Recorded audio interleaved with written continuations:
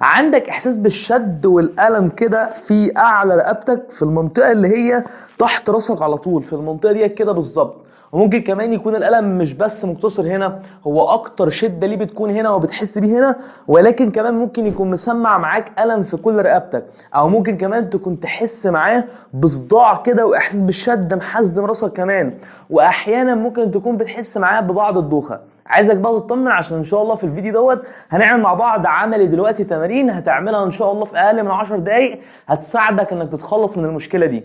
وببساطه جدا المشكله دي حصلت نتيجه شد في عضلات اسمها السب اوكسيبيتال ماسلز.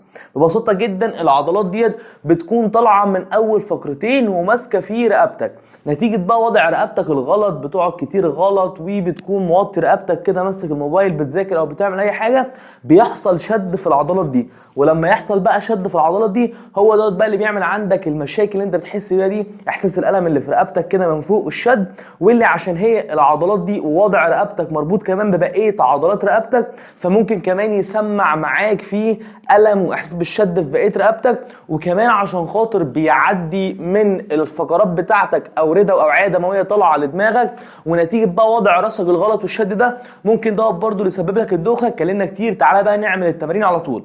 واول حاجه في التمارين هو، او قبل ما تعمل التمارين، ان انت تبتدي تحط كمادات ميه سخنه على رقبتك كلها، مش بس على المنطقه ديت، تقريبا كده لمده 10 دقائق. كمادات دافيه، او ممكن بس مجرد ان انت تاخد كده شاور سخن قبل ما تبتدي تعمل التمارين. تاني حاجه بقى معانا وهو اول تمرين معانا، وهو تمرين مساج بيفك كده الشد اللي حصل في العضلات دي. وببساطه جدا بتجيب صباعينك الاثنين بتوع كل ايد وبتيجي كده تحت الجمجمه وتحت راسك على طول في المنطقه اللي هي هتلاقي فيها اكتر الم، وتحط صباعينك كده في النص وتبتدي تضغط ضغط بسيط، ضغط بسيط ما يسببلكش الم، ولكن يكون في بعض من الضغط كده، ما يكونش على السطح.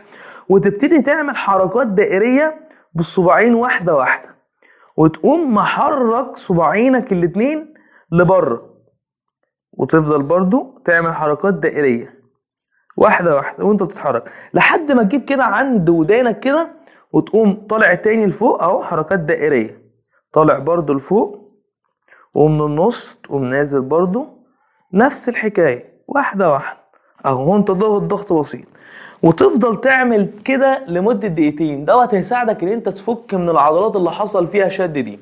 تاني تمرين معانا وهو ببساطه جدا انك بتكون قاعد على اي حاجه، كرسي، سرير، اي حاجه، وببساطه جدا كل اللي انت بتعمله هتجيب ايدك اليمين تحطها تحت جسمك كده، وتيجي براسك تبص لركبتك الشمال وتوطي اكتر حاجه تقدر عليها، وبعد كده تجيب بايدك ديت التانية تزق واحده واحده لتحت، تكمل تانية راسك بس بايديك، تنزل لحد ما تحس ان هنا كده في رقبتك احساس بالشد. هو دوت اللي احنا عايزينه، عايزين احساس بالشد والاطاله، مش عايزين احساس الم. يعني ما تفضلش تضغط لحد ما تحس ان في الم في رقبتك، لا، شد بسيط او اطاله بسيطه كده. تقعد في الوضع دوت زي اي تمرين ستريتش عادي جدا لمده من 15 ثانيه لحد 30 ثانيه، وبعد كده تريح، وبعد كده تعمله كمان مرتين نفس الحكايه دي كده الناحيه اليمين. وتقوم طبعا عامل الناحيه الشمال قاعد اهو على ايدك، وبتكون باصص لركبتك العكس اللي هي الوقت هنا تبقى الركبه اليمين، وتجيب كده وتقوم دايس اهو واحده واحده بايدك لحد ما تحس ان انت في وضع ستريتش، وضع اطاله، ولا انت مش منزل كويس فبحيث انت مش حاسس باي حاجه هنا، ولا انت دايس قوي بايدك التانيه دي فانت حاسس بقى بألم شديد، لا، مجرد بس احساس كده بالاطاله وبالشد. وتقعد فيه نفس الحكايه لمده من 15 ثانيه لحد 30 ثانيه، وبعد كده تريح وتكرره كمان مرتين، يعني برضو 3 ادوار هنا و3 ادوار هنا. ودوت كده كان تاني تمرين معانا. تالت تمرين معانا وهو بنسميه التمرين الساحر. تمرين ساحر لان تقريبا ليه دور في كل المشاكل اللي بتحصل في رقبتك ايا كانت ايه المشكله، الا هو تمرين التشين ان. تمرين التشين ان فكرته بكل بساطه ان انت بتبتدي تاخد دانك عليك كده بكل بساطه من الجنب عشان يكون واضح اهو، بتاخد دانك عليك كده كأنك بالظبط بتحاول تساوي الكيرف بتاع رقبتك. طبعا انت عارف ان في كده كيرف في رقبتك موجود، ولما بقى تاخد دانك عليك كأنك بتحاول تساوي الكيرف ده.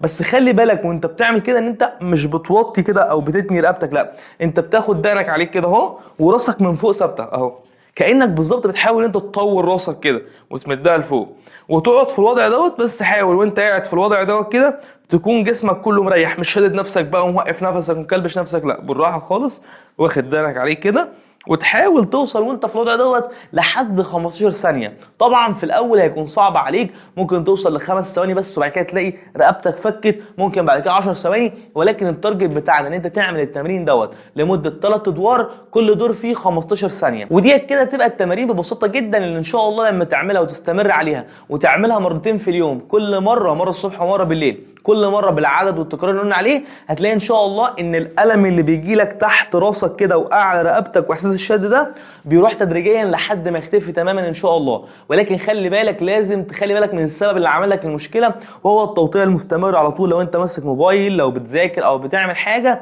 خلي بالك انت دايما تكون رافع الموبايل، رافع الكتاب اللي بتقراه، رافع الكمبيوتر اللي شغال عليه، ما تكونش انت موطي، لا تحاول ان انت تعدل راسك وترفع الحاجه اللي انت بتستخدمها، مش توطي راسك ليها عشان ما يحصلكش مشكله تاني. وبس كده، ده كده كان فيديو النهارده اللي اتمنى ان شاء الله ان هو يكون كان مفيد بالنسبه لك. وهسيب لك لينك اكونت انستجرام بتاعنا في صندوق وصف الفيديو، عشان لو عندك سؤال حابب تبعته لي ومش عايز تكتبه في كومنت تقدر تبعته لي، برد على كتير جدا من اسئلتكم كل فتره. وبس كده، بتمنى لك صحه كويسه، اشوفك المره الجايه ان شاء الله، مع السلامه.